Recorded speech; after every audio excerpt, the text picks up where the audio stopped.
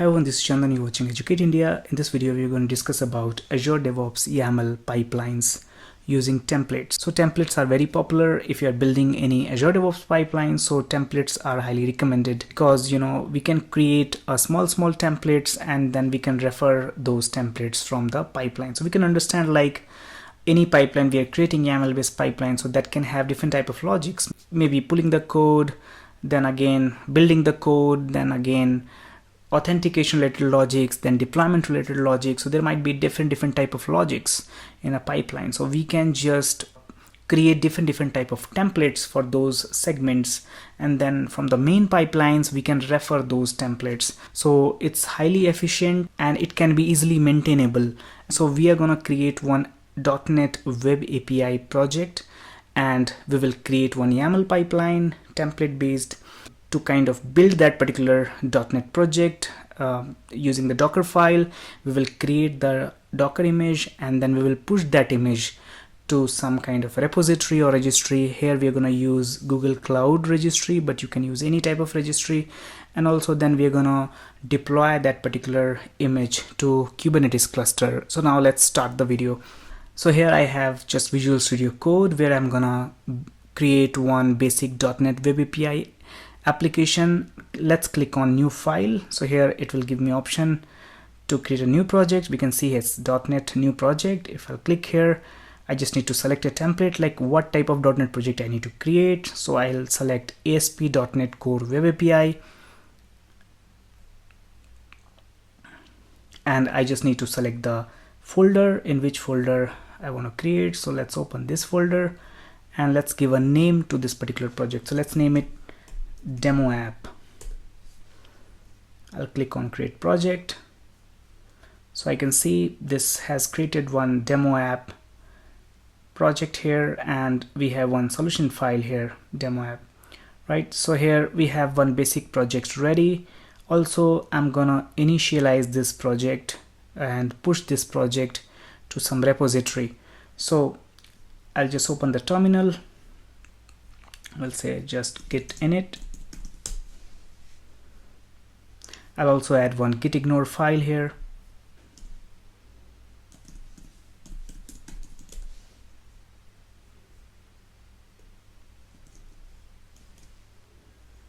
Yeah, I've saved it. Now I'll go to the repository where I want to push it. So I have one Azure DevOps repos that's empty. So this is demo app that's empty. So I'm going to push that code here, and then later on our pipeline will pull the code from here.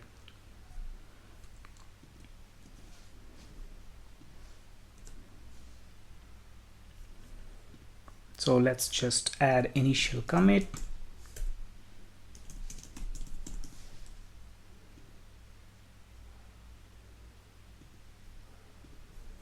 Publish the branch. Yep, so we have pushed the code. Let's refresh here. Yeah, we can see we have a demo app project and solution file and one program.cs. So we have successfully pushed the project to Azure DevOps repos. So now we are gonna add one Docker file since we want to build the Docker image. So let's add it here.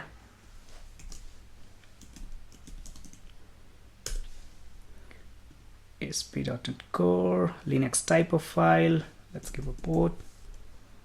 And I don't want Docker Compose right now. So yeah, this has added one Docker file. So now Docker file is added.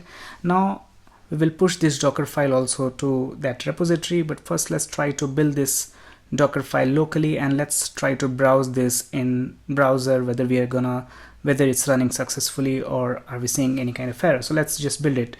So I'm gonna run docker build command.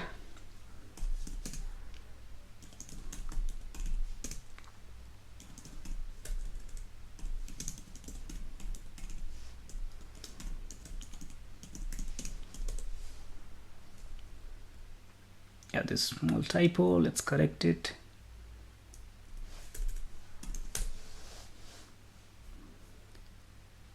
Yeah, so it's building the project. Now it has just built the project. Now we can just run it. Docker run.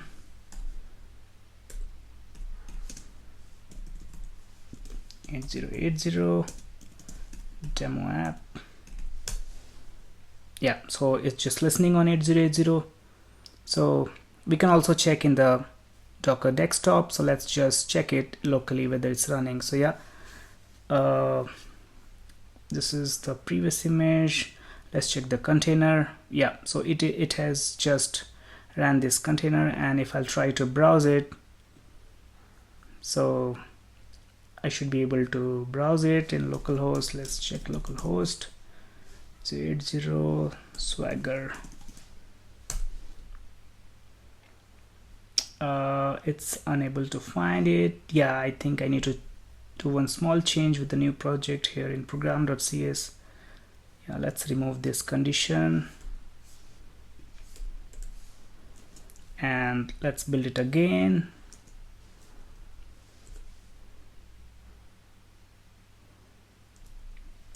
Let's run it, just refresh it.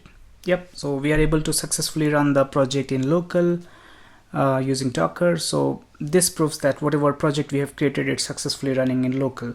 So now we need to create a pipeline to build this particular project using Azure DevOps pipeline, and also we need to deploy it to Kubernetes cluster. We will first push our Docker file to Azure DevOps repository. Here we have some changes, so let's add that. Let's sync the changes. So now it should be available in our Azure DevOps repository. Yeah, so here we have the Docker file. So now we are gonna add the pipeline templates and YAML file. Just to save the time, I have already created the pipeline templates and YAML file. So I'll just add it in our project, and then we'll go and we'll check each steps and we'll try to run it. So let's just copy that particular pipeline. We have two different folders. One, we have pipelines folder where we have one main pipeline, that Azure pipelines.yaml, and then we have created one template folder where we have small piece of code that we are saying like build.yaml, then docker.yaml, and then deploy gke.yaml. So what these steps are, so the main YAML file is just referring that template, so we can just go through it. So what it's saying, so it's saying like first we have any YAML template, we will have a trigger like which branch the pipeline should automatically trigger. So it's just a trigger like anybody is committing any code to this branch, so it will run. Then we have just agent pool information like where this pipeline is gonna run. And then we have some parameters. Parameters are useful whenever we are running the pipeline, so we can just define those parameters during the pipeline run. And also it can have a default value like that will be selected by default. So we have some parameters like what is the cluster name, what is the region, what is the project, and what is the image name. And again, we have the basic stages. So here one of the interesting thing is here we can see in any normal type of pipeline, in stages we will have all piece of code as part of the stages. So we will have, let's say, a build. So build will have all the build related scripts and all the commands listed in the same YAML file. But since we are creating this as a template based YAML file, so we are not defining all those scripts as part of the main YAML file. We are just giving a reference to the template. So we can see here we have given like stage as a build, and then in steps we have given as a template, and then we have just defined this is a path to that build.yaml file. So we are saying that this template is present at this templates folder and build.yaml. Since it's a part of same pipelines folder, and it is having one template folder, and within that we have build.yaml. So we've just given reference to that template. Similarly for Docker step, we are saying like it depends on build stage. First build should run, and then the template, particularly it's referring to the templates folder, again docker.yaml. So we can see this is the docker.yaml, and then we are passing some parameters. So parameters, it's kind of parametric value we are passing to that template. So that template should accept those parameters. So if I'll go to this docker.yaml, we can see it is also accepting one parameter, and later on that parameter can be used in that particular template steps. Here we can see. So similarly, we can pass those parameters also while defining or using that templates. And then we have one more stage called deploy Docker, and then here we can see we are also again having the deploy gke.yaml reference. So here we can understand like we have stages where we have three different stages: build to build the .NET project, then Docker step to build the Docker and push that particular image to any kind of repository and registry. And then deploy step that we want to deploy that particular image to Kubernetes cluster. So very basic steps I have defined here, and we are just referring to the template files here. And within the template folder, we have the actual steps defined for the build. So now let's quickly go through the main steps that within the templates. So in build, we can see we are simply using the tasks and scripts, and that is for building any .NET project. So we are saying like use .NET version 8, and then script, .NET restore we are running, and then we are running a .NET build command. So the actual all those commands and scripts are part of that template YAML file. Similarly, in the docker.yaml .NET secure file, so this is one of the steps required for Google Cloud authentication. If you want to use any other cloud, so that will have some different step here, but it's quite similar, like all those authentication steps we need to define in the Docker to push that particular Docker image to that particular cloud. So here first we are saying GCP key related step, and then again we are running some script to authenticate the G cloud. And then once that's done, then we are running the Docker build and Docker push command. So this step is also to configure the Docker to push that to Google Cloud. So these are G Cloud related steps. And here we have the actual Docker build and Docker push. And if I'll open the deploy GKE step, so here also we have similar structure where we have steps, and again Google authentication related steps like GCP key, and then some script we want to run authentication to GCP. Then we want to install GKE authentication plugin because we want to run the kubectl command. So for that we need to install it. If you want to run if we have any other cloud provider, so similarly some of the commands will change here, but concept is quite similar. And then we are just connecting to GKE cluster. So we are just saying G Cloud container cluster get credentials. If you're running Azure, so maybe AZ get credentials. Those type of steps we can just run. So this will just fetch the cluster context, and then once we have the context available, then we are just running kubectl apply commands to deploy our manifest to Kubernetes cluster. And then we have some steps to kind of set the image. We are just updating the deployment image, and then we are just monitoring rollout status, and then checking whether the pods are up and running, and then checking the services. So very basic steps where we are just running kubectl apply to deploy the manifest. So now we should have a manifest since the pipeline needs these two manifest.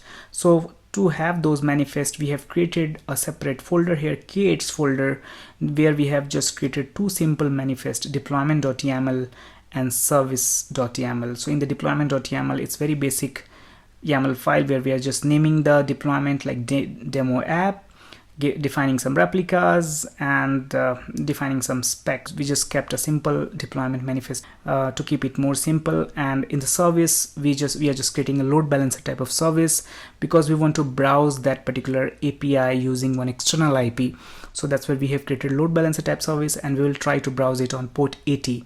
And since our application is running on port 8080, so that's why target port is 8080. So these are the basic two different folders. This is having manifest, this is having pipeline templates and actual pipelines. So I'm gonna copy these two folders to our actual .NET repository. So we can see we have just added k8s folder and pipeline folder here. This is having templates and this is having the manifest. So let's commit this code.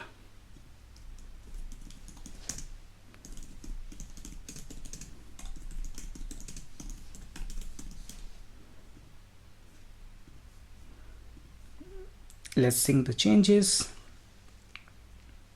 So now if I'll go to Azure DevOps repos, we should have those files available here. Yeah, you can see here we have these k8s folders and then pipeline folder.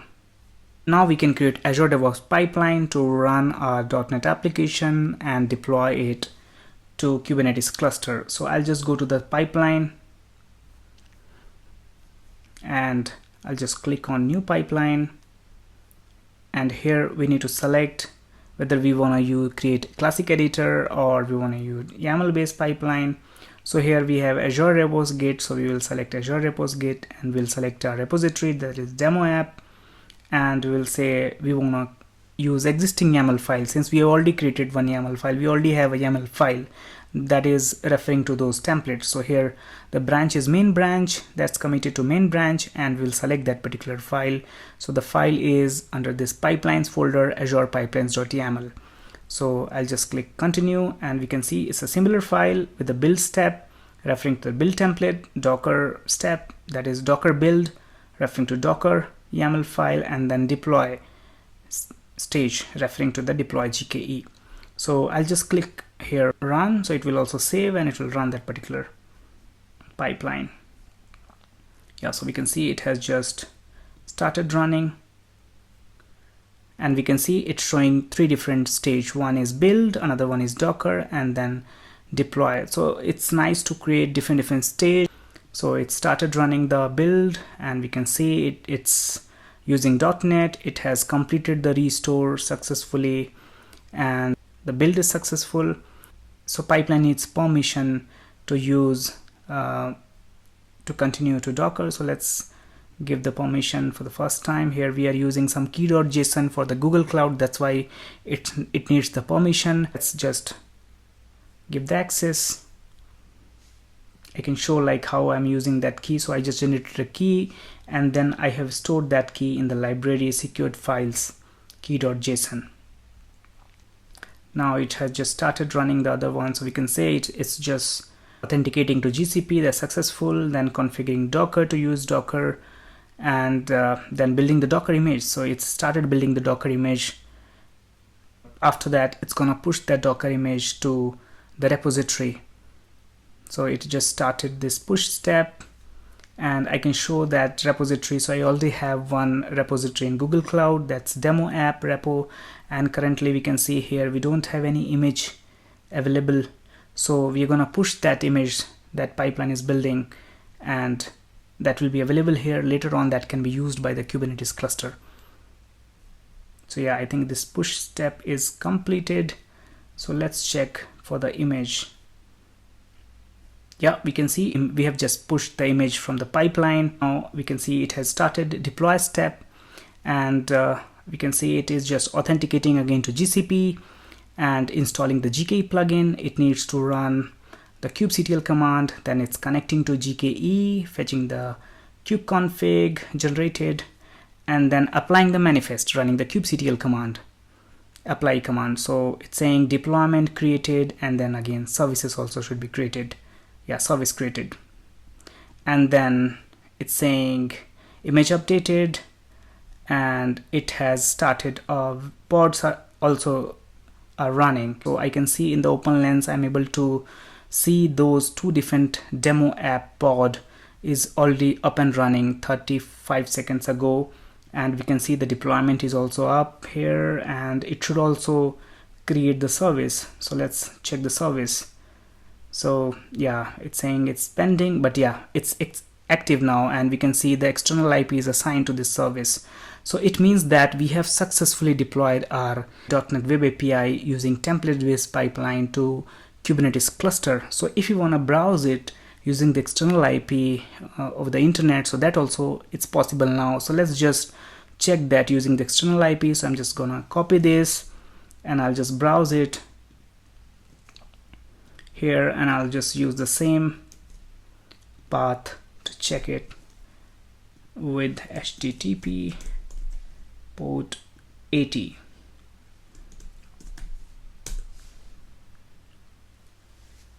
Yep, so it seems it's just opening that page, and we can see it's successfully, it has opened our web API page. So we can see we are able to access it over the internet using the external IP. So we have successfully hosted that web API application in the Kubernetes cluster. We are able to access it using the external IP. We can try that API here quickly. So if you can just click on try it out, and if I'll just click on execute, so we can see it's giving the 200 response. It's a very sample API having some sample responses, but we are able to access it over the internet. So now it shows that how quickly we can create a template-based pipeline, and we can just deploy using Azure DevOps. So we are going to cover more concepts of Azure DevOps, Kubernetes, and cloud in the upcoming video. That's it for now. Thanks for watching.